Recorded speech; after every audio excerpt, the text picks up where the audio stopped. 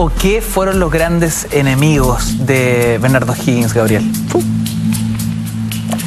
Al final prácticamente todo, menos el grupo que mencionaba. Menos ese grupo de hierro. Grupo de élite. Yo creo que hay un punto central, porque una guardia de hierro. El hombre pertenecía, digámoslo así, a la clase terrateniente de la provincia de Concepción. No pertenecía a la provincia de Santiago, donde estaba el grueso de la llamada, así llamada, o so-called, dirían los ingleses, que se llaman a sí mismos aristocracia castellano-vasca, que habían comprado títulos de nobleza, de mayorazgo, etcétera, el vínculo mayorazgo, y que se creían aristocracia en la línea jerárquica que establecía el Imperio Español, ¿no? Concepción no. Entonces había un conflicto de ese tipo. No tenía mucho que ver si era guacho o no era guacho, el problema no era tanto para ahí, ¿no? Y lo que hace O'Higgins, que tenía más que más un sentido republicano, pero de prosapia inglesa, no francesa, ¿no?, es eliminar los títulos de nobleza y todo aquello, esos blasones que tenían en el frontispicio de las casas coloniales. No abolió los mayorazgos, lo quiso hacer, no lo hizo y no pudo, ¿no? Y no se hizo finalmente. Gabriel, aguánteme un segundo, tenemos que hacer una pequeña pausa, pero como me interesó esto de Chaito con los títulos conspicuos, corte y ya volvemos. Seguimos revisando a nuestros próceres de la patria acá en Cultura Verdadera. Hoy queremos romper el mito, salir de la caricatura y hacerlos reales, de carne y hueso, nuestros próceres, nuestros padres de la patria. Aquí hablábamos afuera de micrófono, ¿no?, que nuestros padres de la patria parecen ser padres bastante castigadores. Ya hablaremos de aquello porque estamos en una discusión muy interesante a esta hora de la noche sobre Bernardo O'Higgins. Ya hablaremos de José Miguel Carrera, de Manuel Rodríguez, de Diego Portales. Tú puedes preguntar también a nuestro panel de expertos con el hashtag Cultura Verdadera, @mentiras_la_red en tu propia cuenta Twitter. Estábamos hablando de quiénes o qué eran los principales detractores, enemigos de Bernardo O'Higgins. Gabriel Salazar, le tuve que robar la palabra para irnos a pausa. Bueno, para simplificar, podríamos decir que eran tres grupos principales que estaban francamente en oposición a O'Higgins. Uno es la aristocracia de Santiago, no tanto porque les quitó los títulos de nobleza, sino porque les obligó a dar dinero al Estado para financiar la expedición libertadora a Perú, que formaba parte de su plan de organizar una monarquía en América Latina, ¿no? Eso hay que tenerlo ahí claro. Les obligó a dar dinero, ¿no? Y eso sí que les dolió en el alma a la aristocracia de Santiago, especialmente a los grandes mercaderes, ¿no? Le tocaron el bolsillo. Claro. El segundo grupo yo creo que es más importante, podríamos extendernos mucho, no hay tiempo, pero es preciso decirlo. Se supone que el director supremo iba a gobernar por mientras se organizaba una asamblea constituyente o una asamblea legislativa que le diera el paso a una asamblea constituyente. Eso fue a partir del año 1817-18. Pero estábamos en el año 1822 y no habían visos de que el director supremo iba a convocar a una asamblea constituyente o legislativa. Entonces el Senado, que él mismo había designado, compuesto de 5 personas, que él designó a dedo, le fue diciendo, sería bueno, presidente, que convoque a elecciones para nombrar una asamblea, ¿no?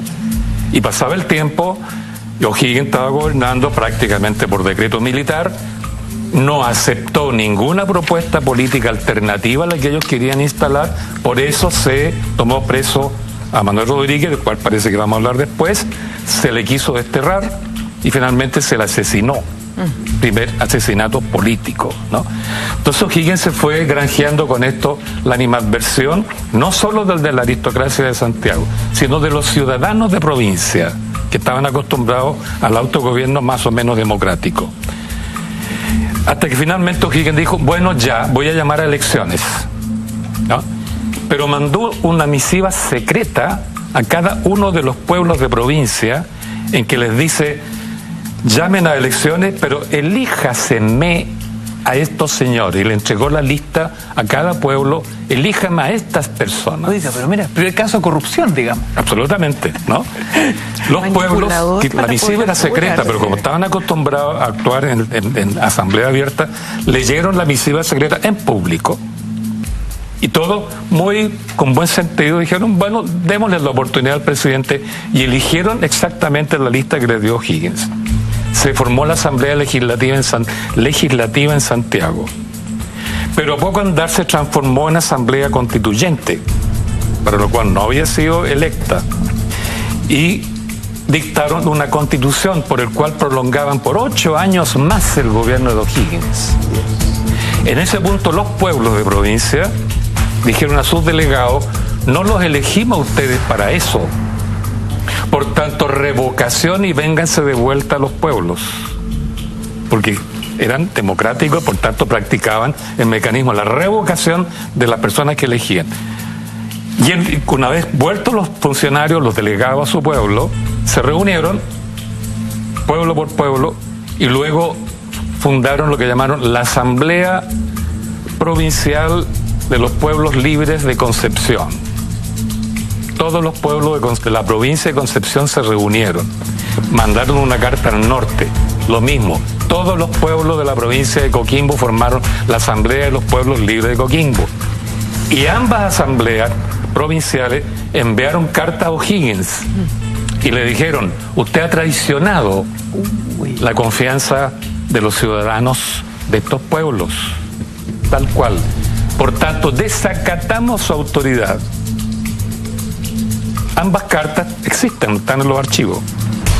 Por tanto, al desacatar la autoridad, O'Higgins se encontró con que estaba siendo derrocado sin derramamiento de sangre. Es una revolución ciudadana. Cristian, eso lo lleva a la abdicación. No es que él haya abdicado, se fija, por salvar la república, ¿no?, o por la generosidad del héroe, ¿no? Fue forzado por los pueblos de Concepción y de Coquimbo. Santiago no quiso. Entonces Concepción, que tenía ejército, lo mandó con el general Freire a Santiago. Se instaló Freire frente a Santiago. Los regimientos de la guarnición no le se formaron en la plaza, no le obedecieron a O'Higgins. Ante eso O'Higgins abdicó. O sea que O'Higgins no abdicó por generosidad, fue derrocado por los ciudadanos de provincia. ¿De acuerdo con este análisis, Cristian? Yo haría algunas precisiones. Bueno, eso es lo bueno que tiene la historiografía, que puede ejercitarse, ¿no es cierto?, y exponer argumentos distintos, digamos. Yo haría la precisión de que cuando en esa época esta gente de la pro-independencia habla de una monarquía, y esto vale para San Martín, vale para Iturbide en México, se está hablando de una monarquía constitucional. Me parece que esa precisión habría que hacerla, digamos, porque no es cambiar a un Fernando VII por un San Martín, ¿no es cierto?, por ejemplo, en Perú. Y eso cuadra mucho, ¿no es cierto?, con lo que te planteaba al principio, en el sentido de que, bueno, el ordenamiento, la costumbre política, digamos, de estos pueblos era de una monarquía. O sea, hacer un cambio tan radical, evidentemente que va a llevar un periodo de desajuste, ¿no es cierto?, bastante grande. La otra cosa es que yo haría una precisión a lo que dice don Gabriel, lo dijo en la primera parte, ¿no es cierto?, en lo de las batallas. Yo creo que sí hay un triunfo de O'Higgins, que es en Chacabuco. Lo que pasa es que en Chacabuco se produce una suerte de desorden, digamos, porque toda la interpretación de la batalla se basa en lo que técnicamente se conoce como el dispositivo de combate. Y el dispositivo de combate que firma el general Soler, que es el jefe del Estado Mayor del Ejército de los Andes, es un dispositivo que está concebido para combatir en la cumbre de la cuesta de Chacabuco, no en el plano abajo. En el llano. Lo que pasa es que ahí se desajustó todo. ¿Por qué? Porque los realistas, al ver que venían estas fuerzas, ¿no es cierto?, descendieron. Claro. Entonces se combatió donde se combatió nomás, ¿ya? El dispositivo de combate dice muy claramente que el ala derecha de la columna de O'Higgins tiene que tener siempre a la vista el ala izquierda de la columna de Soler. Y eso pasa solamente en la cumbre. Cuando se conoce el terreno, uno se da cuenta ahí, ¿no es cierto?, de que eso pasa hasta la cumbre. De ahí hacia adelante, como son dos caminos distintos, se cruza una cadena, un montón de cerros ahí entre medio, entonces ya no se ven. Bueno, O'Higgins bajó, ¿no es cierto?, y atacó, autorizado por San Martín, ¿ya?